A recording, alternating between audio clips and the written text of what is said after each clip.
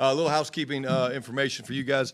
Trayvon Diggs came in this morning with some concussion symptoms after having an accident at his home. He's been checked out by our doctors and is in the protocol and will miss the game. So the accident was last night? Yeah, we're gathering information. I just got that information walking over from our doctors and was in meetings all morning, but it happened last night. Sorry, Calvin Watkins, Dallas Morning News.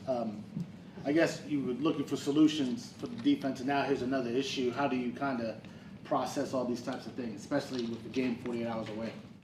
Yeah, it's a part of the business. It's unfortunate.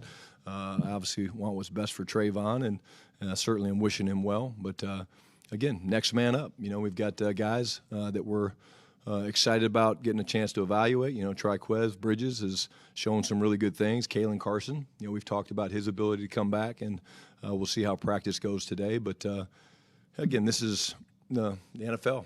And if you're unsure of what's going to happen, just wait, because something's going to happen, and you deal with it, you know, and you don't lose sleep over it. But like I said, the biggest thing is just the concern for Trayvon that he's okay, but which seems like he is. Last thing on Trayvon, did he have to go to the hospital or anything? Again, I don't know. Our doctors checked him out. Our trainers checked him out, and he is in the protocol and will miss the game. Clarence Hill, DLLS Cowboys. How does this?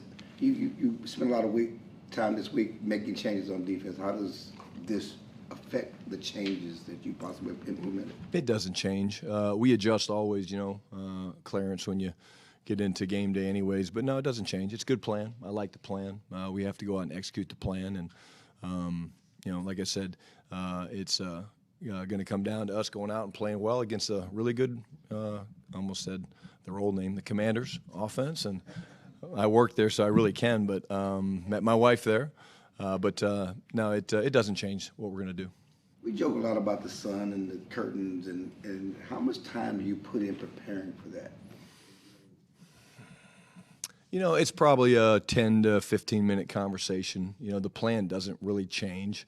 The time of the game and the you know, what date it is. Is it October versus November, things like that. But, you know, we have a pretty specific plan, and we actually talk about that later today, and we'll have a great plan. And like I said, it affects both teams. Is it as simple as we know the sun is don't throw to that side of the field, or don't, you know, do you decide before the game, I'm going to choose this end, but at that end, so toward the end of the half or fourth quarter, I'm not. It's all the above. Yeah, it's all the above. Really, you make the decision before the game about how you want to. Hey, do you want to receive because you get choices? Do you want to just, you know, defer? There's different things that come into play when you're doing that, and then at the end of the day, you're mindful of it. But like I always say, you can't really tell where the ball's going to go. Sometimes you call a play and you're like, "Damn, the ball went there," and hopefully we get a chance to catch it. Todd Archer of the ESPN. Back on Trayvon, did he fall? Did he trip? I don't have any more information than you guys do. I get why you would ask the question, but again, the biggest thing I can update you on is that, again, he came in with symptoms. He has symptoms and is now in the protocol and will miss Sunday's game. Is it too early in the season to start thinking about where things are in the division? Yeah, we don't get caught up in that. I mean, we're 6 games in and another division opponent, but the way I like to say it, as you guys know, just another championship opportunity. This is a damn good football team that was in the NFC Championship game last year. They've added some really talented pieces, really on both sides, and whether it's Von Miller, Tunsil, they've added pieces. So, again, you go out there and you play this game for 60 minutes and hope you give yourself a chance to win the game in the fourth quarter. And like I said, our big thing is we got to find ways to finish off and close these games with wins. John Machota with The Athletic, Dak said yesterday that on that time when you're on the headset with him between plays, that he's more of a guy that just wants the play call and things like that. How would you describe your style with Dak in doing that, and then maybe with, let's say, like a younger quarterback? Yeah, I don't have to give Dak as much as you would a young quarterback. But I hope he likes my banter because I sing to him sometimes. I talk shit about myself. Oh, sorry.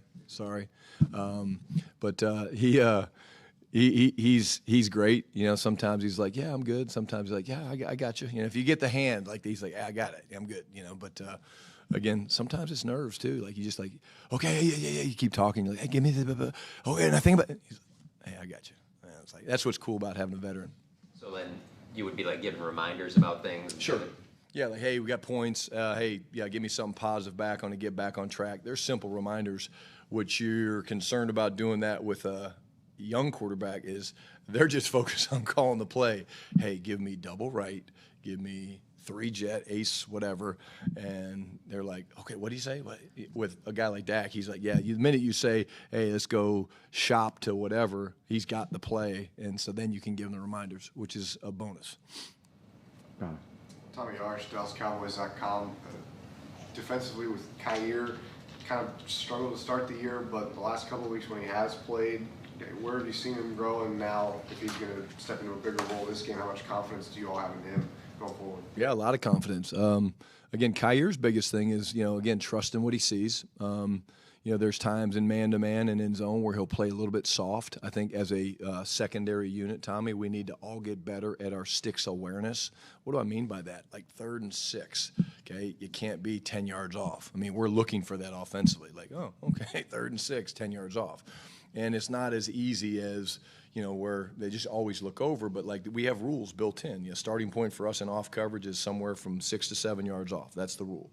But it does get adjusted based on that. But with Kyer, he's got incredible change of direction, and there's times where he gets a little bit deep, and he's got to be willing to step up and challenge those guys a little bit more in some of those tighter situations.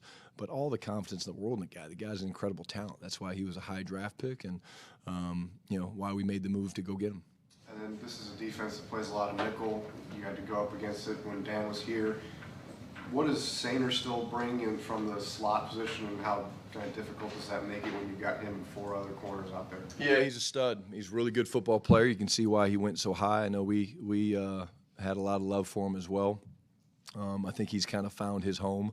DQ and Joe were both around a guy, here for a long, long time, and Jay Lou that showed the impact that the nickel can have in today's modern-day NFL football. But great coverage skills, very good run defender. He plays the game the right way, very, very talented. Like I said, I say it every week, this is a very, very talented football team. And you got, Lattimore, and you got the rookie Amos who's playing good. You got Mike playing inside of the nickel. You've added Von Miller, and, they're very, very talented. And that's why they're comfortable playing a lot of man-to-man.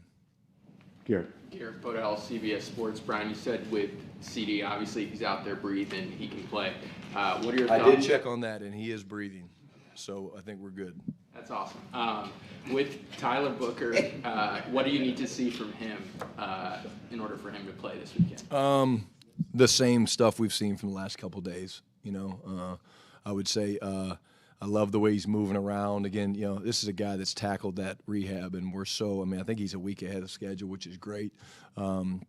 We've asked him to do some different things this week, both in individual and in team where, can you anchor, can you sustain, can you pull, can you move, can you do those things? And so far it's been check, check, check. And today's the final dress rehearsal. But I would say based on his last 2 days, I don't see a reason for him not to play in this game and to play at a high level.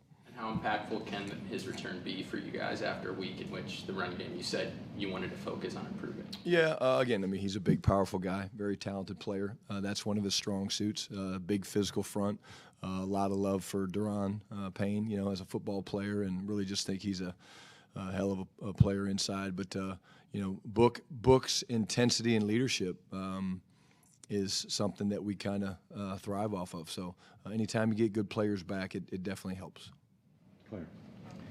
McLaurin has been ruled out by Washington. How does that impact the game for you guys? Again, it's anytime you're missing a elite player like that, it definitely helps. Hate to see it because he's such a great player, and I know he's been missing a couple weeks. But again, there'll be minor adjustments. There's certainly things that you're aware of, certain players like, okay, where's 17 at? And you have extra eyes on him and things like that. But he is a terrific football player that just is that speed, and Flus referred to it as he has wide tires, the ability to drop and stop really quick. So he's got both, which is what makes him so dangerous. But they've got other really good players that we'll have to cover. Anybody else? No? Yeah, easy day. See you guys.